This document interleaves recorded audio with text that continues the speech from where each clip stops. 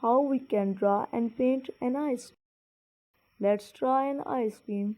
Firstly, draw a head. Draw a small circle on upper side of head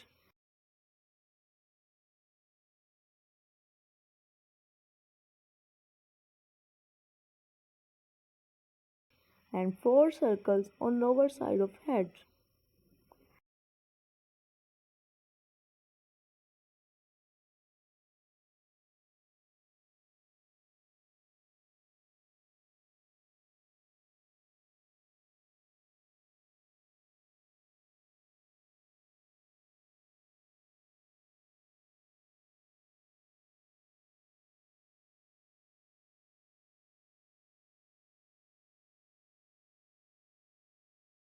At last, draw a triangle in opposite position at lower side. Finally, our ice cream drawing is complete.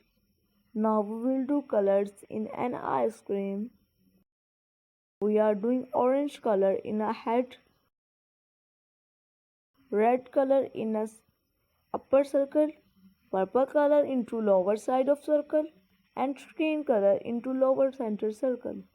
Red color in a triangle.